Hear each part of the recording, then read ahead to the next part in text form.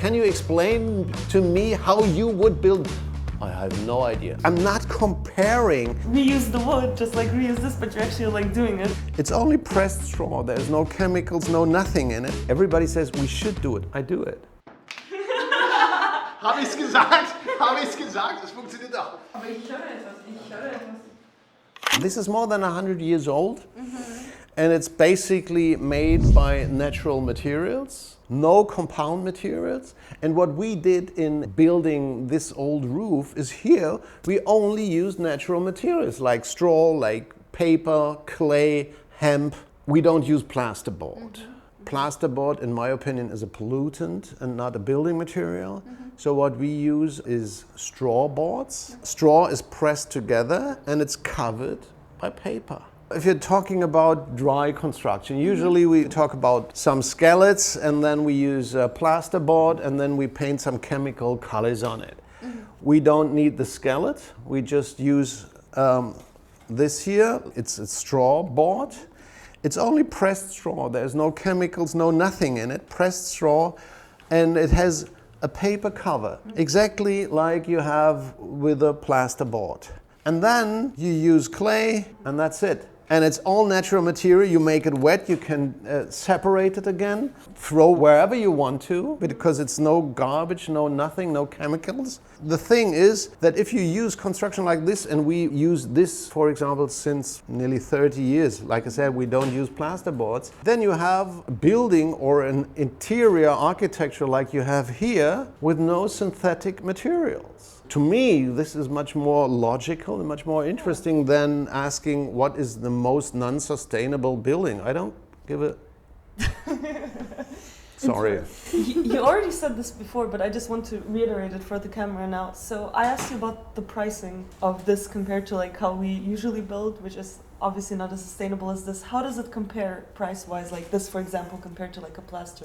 It is very easy to answer. At first, I want to answer this question in a not very friendly way, okay? What kind of a question is that? I mean, I'm not comparing pollutants with building materials.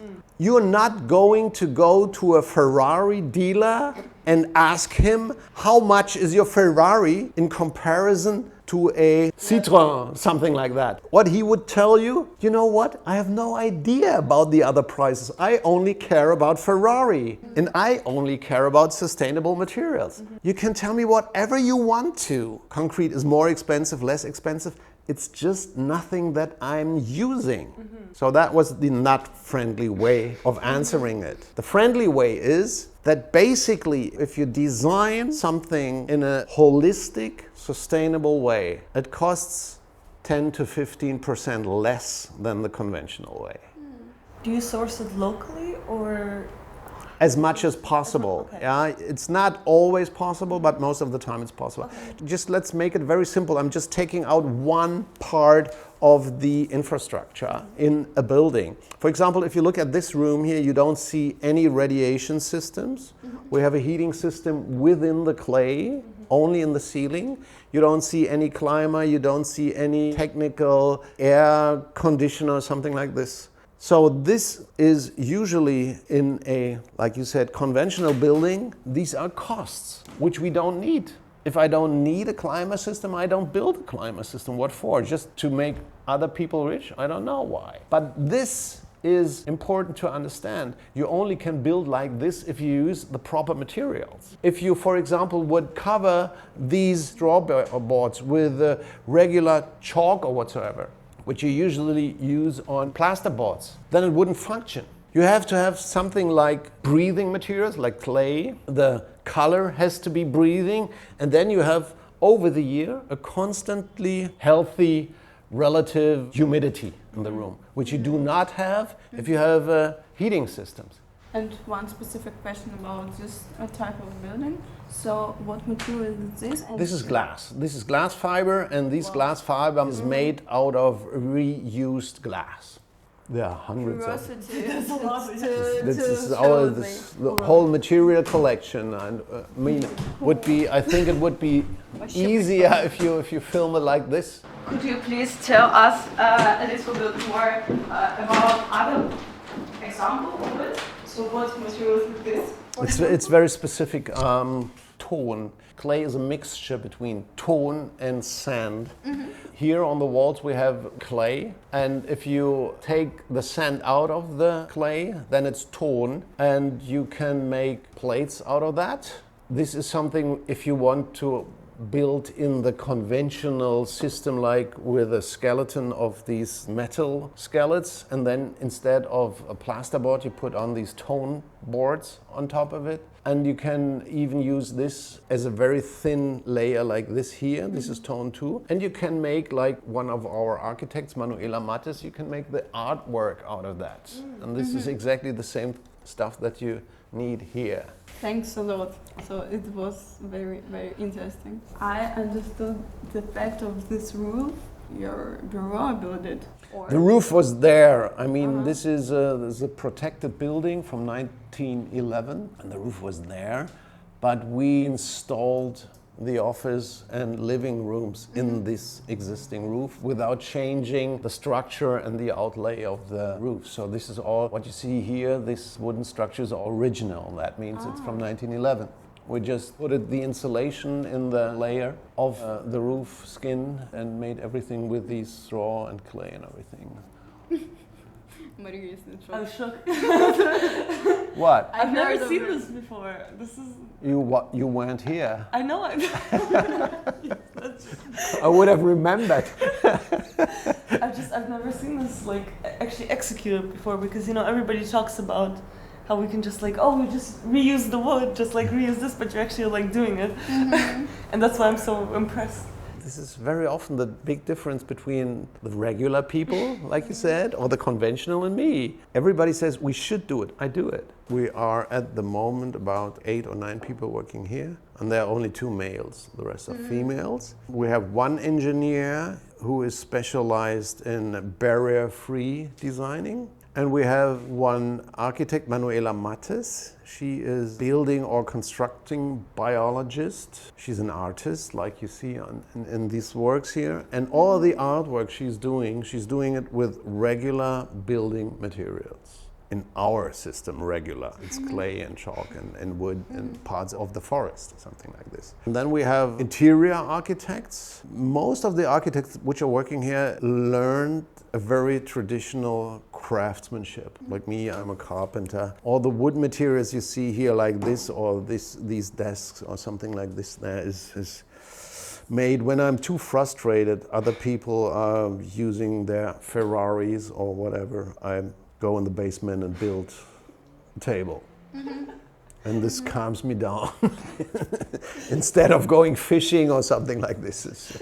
This is basically what we do here. And then we have one more thing which is pretty important, which we were not talking so much about it. It's water systems. We usually work with self-cleaning water systems. So that means we use less than 10% of the drinking water because we have plant cleaning systems. And we're working very hard, if we have the possibility, on biodiversity, so that we do get parts for the birds in the building and insects and stuff like this. This is basically the way people live, think and work here. And very often, if we have the possibility on the construction site, we work just for a small period of time together with the craftsmen. So that this is something that is very important to me. I want to work together with architects that know how to work with their hands. Most of them nowadays know to work with digital software, but they do not know that most of the time there are people on the construction site that do difficult details with their hands. And to get a better understanding of how it works, you do it by yourself, then you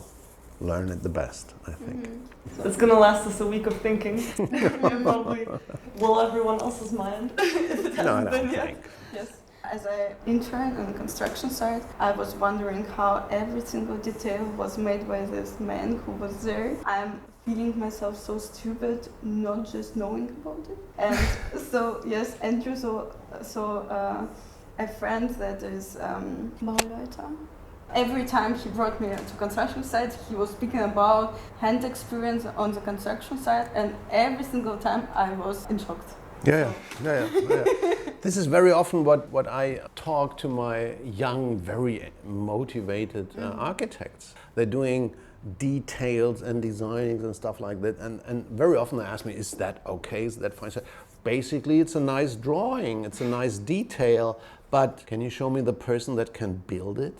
And this is something that is very often, it's very, very difficult, because I mean, the 3D modeling on the computer nearly gives us all the possibilities you can imagine. But there is a human being most of the time at the construction site who has to build it. And very often you ask these young architects, can you explain to me how you would build? I have no idea. Okay, if you do not have any idea, then there is a high chance that on the construction site nobody else has an idea. So get yourself an idea and then you can make the design. I mean, look at all the old famous architects. Doesn't matter if it was Mies van der Rohe, Marcel Breuer, they all learned a proper craftsmanship before they started studying architecture. They are bricklayers, carpenters, joiners, whatever, tile layers, metal workers. They used to learn a craftsmanship and then they started to do the designing. Go at our universities and ask how many people do have a proper education in working with their hands. Not very much. And I tell you what, it helps. It helps if you really want to build something.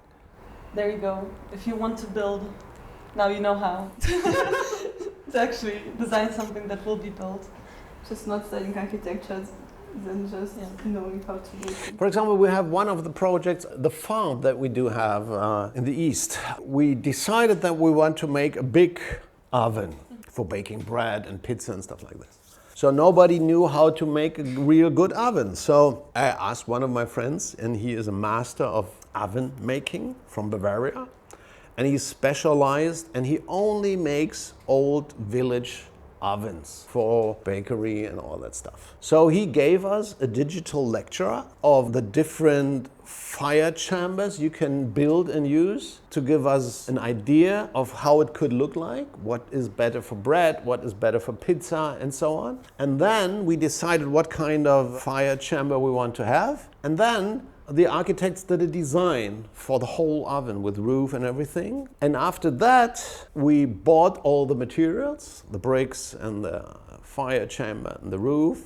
And then all the architects here were working for nearly about a week at the construction site and doing the bricklaying, the oven constructing with this master of oven construction and the bricklayer. And now we have our little oven to have pizza and bread there. It's very small, very simple, but it helps a lot. Who would have thought that actually learning the hands-on experience and understanding how to build things would help you as an architect? Who would have thought?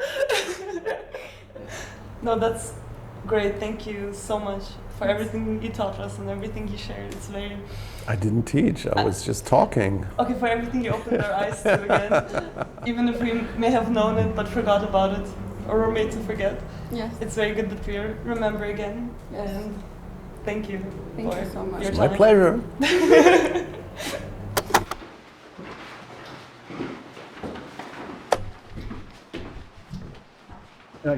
Yes, here they are again, the woods. And it is an old tile, an old bathroom tile with the clay on it. And that is tree bark. Now I will show you. I am going to get a sound out of you right now. Every man dreams of that. Nein. Touch it, please. Yeah. Did I say it? It always works. Ach so, krass. Bei ihr geht's auch. I feel the same way. Wow, awesome. That's lime. This is Tadelact, is a cold one. Only occurs in the Moroccan Atlas Mountains. Has been used for hammams and steam beer for around 1,000 years. It's waterproof for bathtubs or showers.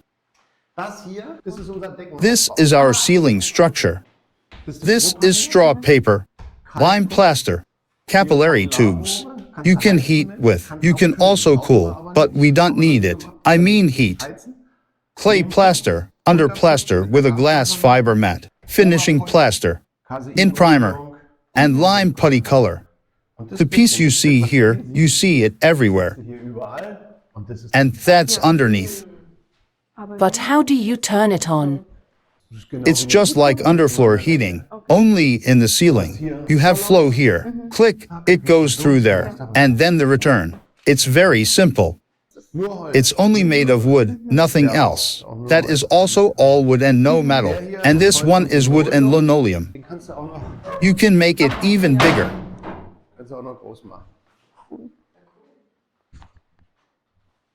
And you did that also yourself. Not that one, that. But that is also from natural materials. Precisely.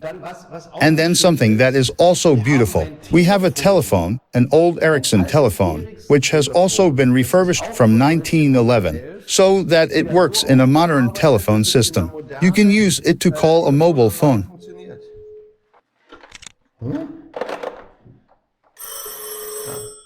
Ich kann dein Handy damit anrufen.